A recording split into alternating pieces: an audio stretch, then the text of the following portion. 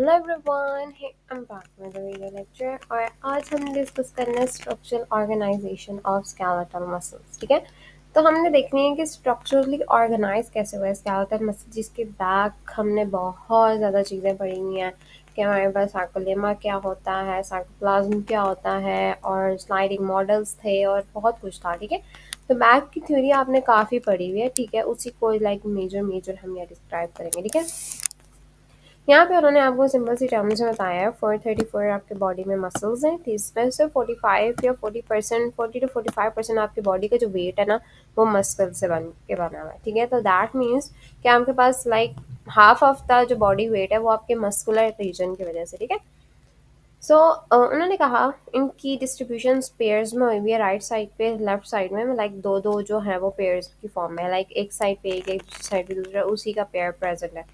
That means उन्होंने कहा 75 muscle pairs जो है ना रिस्पॉन्सिबल होते हैं आपके पोस्चर, आपकी बॉडी के मूवमेंट के लिए, और जो बाकी हैं वो लाइक आई कंट्रोल, swallowing और इस तरह के फंक्शंस में पार्टिसिपेट करता है। ठीक है, सो मेजरली आपके पास सारी चीज़ें घूम के यहीं पे आती हैं कि आपके पास सारी बॉडी का जो मास है वो आपकी मूवमेंट और पोस्चर के ऊपर है।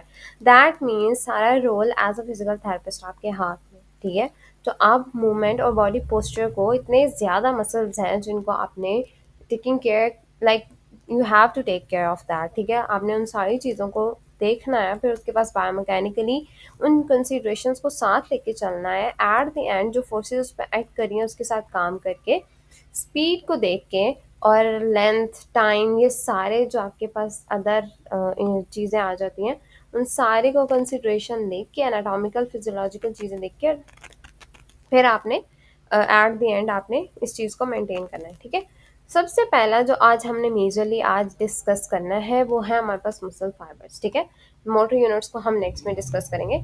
मसल फाइबर्स, ठीक है, तो मसल फाइबर्स क्या होते हैं आपके लिहाज से? मसल एक सिंगल जो सेल है ना, ठीक है, जिसको मसल का सेल कहा जाता है, that is called as muscle fibres. ठीक है, अब था यहाँ पे मसल फाइबर्स की बात हुई। ठीक है, जाहिर सी बात है हमने सारी चीज़ें जो है वो मसल से रिलेटेड बात करनी है। तो जब एक सिंगल सेल की बात हुई तो मसल फाइबर हो गया, क्योंकि थ्रेड लाइक शेप होती है इसकी, इसलिए इसको फाइबर कहते हैं। ठीक है, मेजरली इसकी फाइबर कहने का मतलब ये होता है कि इसका फाइबर की या थ्रेड की तरह की इसकी शेप होती है। ठीक है, द मेम्ब्रेन अराउंड, लाइक आप जो इसकी मेम्ब्रेन होते हैं मसल फाइबर के अराउंड, उसको सार्कोलेमा कहते हैं। सार्कोप्लाज्म, जो इसका अंदर साइटोप्लाज्म प्रेजेंट है ना स्पेसिफिकली, जिसमें न्यूक्लियाई हो गया, माइटोकॉन्ड्रिया हो गया। ठीक है, और थ्रेड लाइक माइक्रोफिब्रल्स होते हैं, छोटे छोटे मायोफिब्रल्स होते हैं। ठीक है, तो ये जो सारी चीज़ें हैं ये इसके सार्कोप्लाज्म लाइक साइटोप्लाज्म में प्रेजेंट होती हैं, जो इसका सेल कपन है, जो हम पहले भी डिस्कस कर चुके हैं। बैक थ्योरीज बहुत ज़्यादा डिस्कस हुई हैं, इसलिए हम जल्दी जल्दी गो थ्रू करेंगे। ठीक है, मायोफिब्रल्स हमारे पास, हमें पता है, प्रोटीन फिलामेंट्स हैं। ठीक है, दो टाइप्स होती हैं प्रोटीन फिलामेंट्स की, एक थिक होते हैं जिनको मायासिन कहते हैं, एक थिन होते हैं जिनको एक्टिन कहते हैं। ठीक है, थिक कौन से थे? मायासिन। थिन जो थे वो एक्टिन होता है। ठीक है, तो मेजरली आपके पास सारी चीज़ें क्या आ रही थी कि इसी से रिलेटेड है। अगर आपको यहाँ पे सिंपल सी एक पिक्चर से भी बता दूँ, ठीक है, तो मायोफिब्रल क्या है कि थिक और थिन फिलामेंट से मिलके बना हुआ होता है। ठीक है, जिसमें एक्टिन जो होता है वो हमारे पास यहाँ पे आपको नजर आ रहा होगा, थिन सा फिलामेंट होता है। ठीक है, और जो ये डार्क डार्क से थिन से हैं ये मायासिन है। ठीक है, तो मेजरली आपको सिर्फ स्ट्रक्चरली आपको बताने के लिए मैं क्या बता रही हूँ कि क्या चीज़ क्या है। ठीक है, मायासिन क्या है? थिक है। एक्टिन क्या है? थिन है। फिर हमारे पास सेकंड थिंग है कि इनकी जो अरेंजमेंट है ना वो स्टेरिएटेड सब पैटर्न देती है स्केलेटल मसल को, जैसे हमें यहाँ पे मिलता है, जो हमने इस पिक्चर से भी देखा हुआ है। इस तरह का मेजरली पैटर्न आपको मिल रहा होता है इसके स्ट्रक्चर से। ठीक है, सो मेजरली सारी बात जो बैक साइड से होके घूम फिरा के आपके पास आ जाती है वो यही थी कि लाइक हम जो है मेजर स्ट्रक्चर क्या है और इसका मेजर फंक्शन क्या है, कि स्ट्रक्चर का क्या फंक्शन है। ठीक है, आगे आ जाता है सार्कोमेयर। सार्कोमेयर एक बेसिक स्ट्रक्चरल यूनिट है। ठीक है, इट्सेल्फ जो मसल फाइबर का जो स्ट्रक्चरल यूनिट है ना वो है सार्कोमेयर। ठीक है, जिस जो दो लोकेटेड जी लाइंस के बीच में हम कंसीडर करते थे, ठीक है। ये हम पहले भी बहुत बार पढ़ चुके हैं कि मसल का स्ट्रक्चर कैसा होता है। दो जी लाइंस के बीच में सार्कोमेयर प्रेजेंट होता है, ठीक है। सार्कोमेयर उस यूनिट को कंसीडर किया जाता है बेसिकली। ऐसा नहीं है कि बॉडी को इटसेल्फ इसको डिफ्रेंशिएट करती है, no, it's not like that कि हमने इसको, जाहिर सी बात है क्योंकि हमें चीज़ों को डिफाइन करना होता है पढ़ने के लिए क्लिनिकली या आपको चीज़ों को क्लैरिटी के लिए, तो हमने इसको दो जी लाइंस में जो एक पूरा स्ट्रक्चरल यूनिट आ रहा है ना, ये आपको यहाँ पे नजर आ रहा है, that is basically called as sarcomere, ठीक है। तो हम इसको क्या कहते हैं, सार्कोमेर कहते हैं, ठीक है। हो सकता है आपको चीज़ें काफ़ी क्लियर हो रही हो, ठीक है। अब हमारे पास जो की कंपोनेंट्स हैं वो ए बैंड है, आई बैंड है, एच जोन है, एम लाइन है, ठीक है। इन सबको नाम भी है, एनिसोट्रॉपिक है, आइसोट्रॉपिक है, फिर डिफरेंट तरह से नाम है, लेकिन काफ़ी डिफरेंट प्रोनाउंसिएशन होती है, तो हम उस तरफ नहीं जाएंगे। आपकी बुक में लिखी हुई है, पूरा टेबल दिया हुआ है, तो आप जाके उधर से देख सकते हो, लाइक यहाँ पे है, ठीक है। और यहाँ पे उन्होंने बताया हुआ है कि लाइक कौन सा क्या है, पोलराइज्ड क्या है, और कौन सा है आइसोट्रॉपिक है, कौन सा एनिसोट्रॉपिक है, ठीक है, कौन सा इंटरमीडिएट डिस्क के तौर पे एक्ट कर रहा है, ठीक है। ये सारी चीज़ें बताई हुई हैं उन्होंने, ठीक है। तो हम वापस चलते हैं।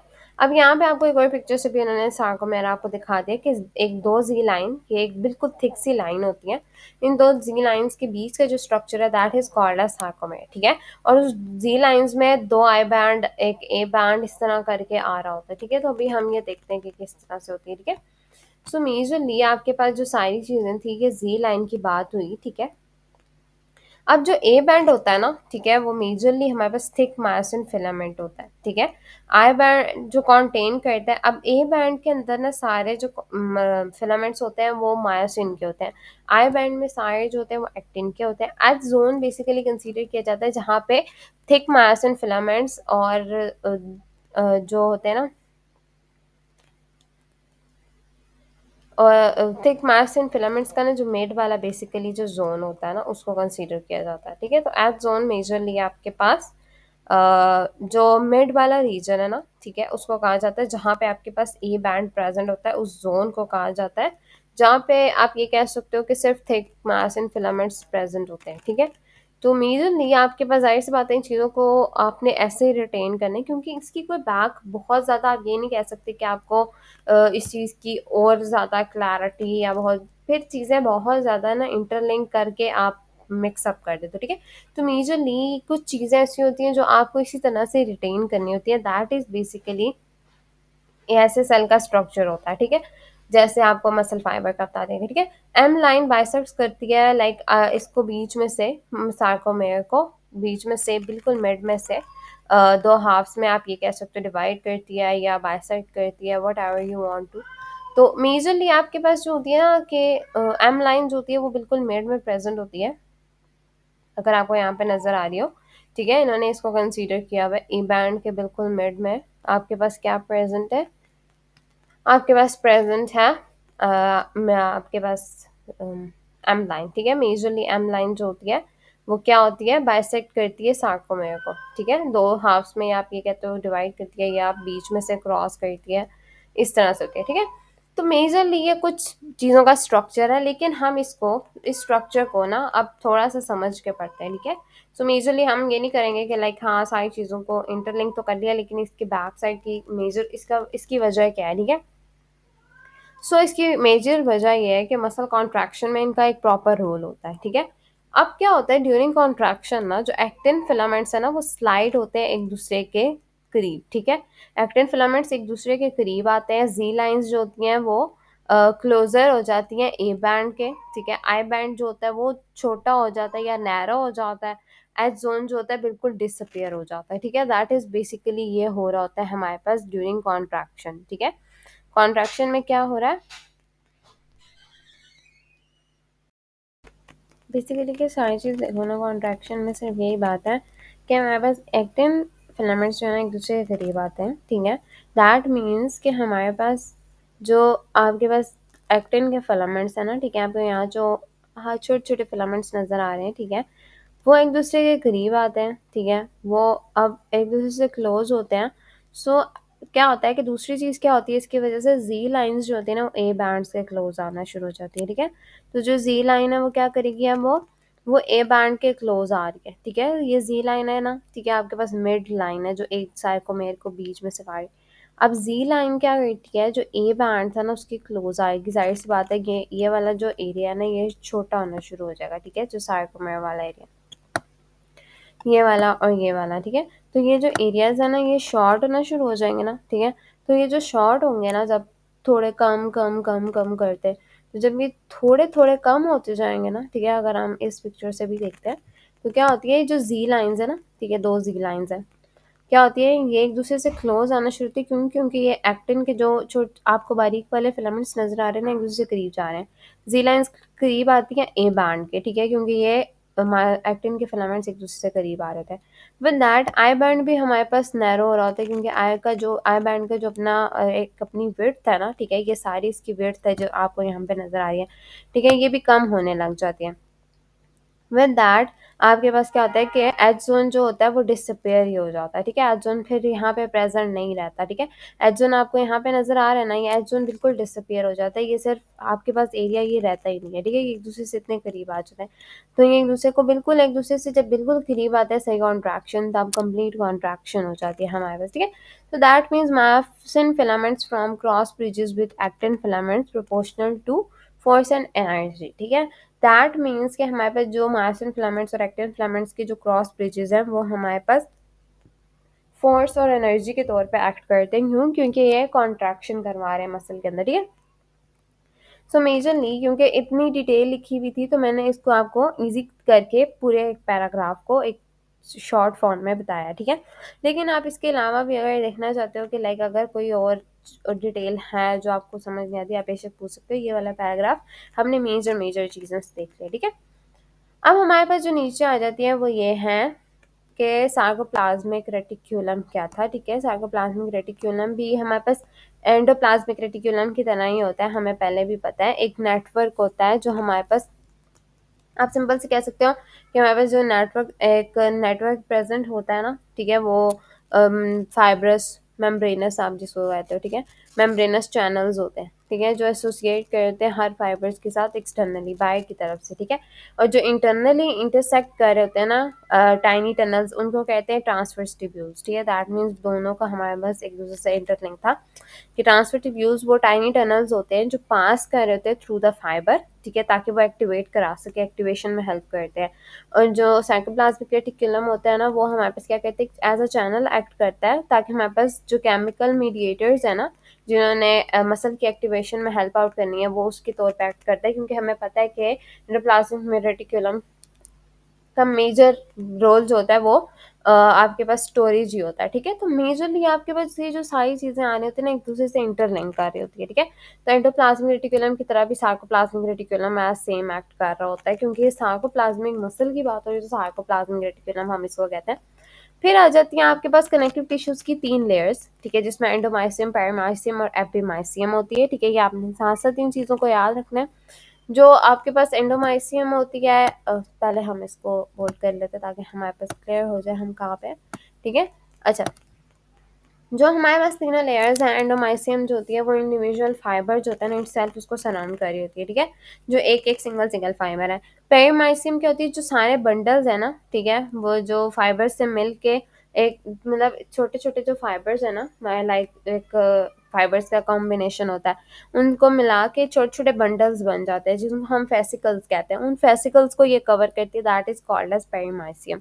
और एपिमाइसियम होती है जो पूरे इंटायर मसल को सराउंड कर रही होती है और ये टेंडन्स तक भी जाती है। दैट मीन्स एपिमाइसियम मसल की आउटर लेयर है, एंडोमाइसियम जो होती है वो फाइबर्स की लेयर है और पेरीमाइसियम फेसिकल्स की लेयर है, ठीक है। ये सारी चीज़ें हमारे पास होंगी क्लियर, ठीक है। अब हमने कहा कि हमारे पास स्ट्रक्चर्स क्लियर होंगे, ठीक है। इसके बाद उन्होंने बताया में फाइबर्स की जो ग्रोथ और वेरिएशन होती है वो कैसे होती है, लाइक मसल फाइबर्स जो लेंथ और डायमीटर में वेरी करते हैं, ठीक है। जैसे ग्रोथ होगी ना तो इंक्रीज होता है डायमीटर, जैसे हम रेजिस्टेंस ट्रेनिंग करवाते हैं, ठीक है, उसमें डायमीटर में इंक्रीज आता है मसल फाइबर्स की, ठीक है। लेकिन ह्यूमंस क्या होते हैं ना कि इन ह्यूमंस के नंबर ऑफ जो मसल फाइबर्स है जेनेटिकली ना पता होते हैं, ठीक है, लाइक बहुत ज़्यादा इन मसल फाइबर्स की इतनी ज़्यादा नहीं होती।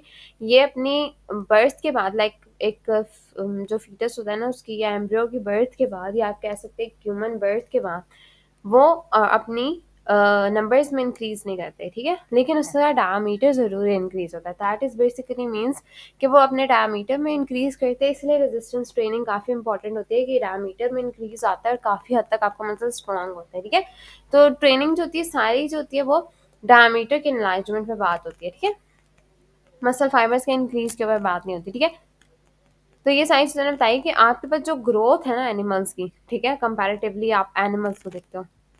ओके, उससे पहले हम उसकी तरफ चलते हैं, लाइक हमारे कहाँ पे था ग्रोथ, जो जहाँ पे बताया जा रहा है, बेसिकली हम वहीं पे खोल लेते हैं उस पैराग्राफ को ताकि हमें आइडिया हो जाए, ठीक है।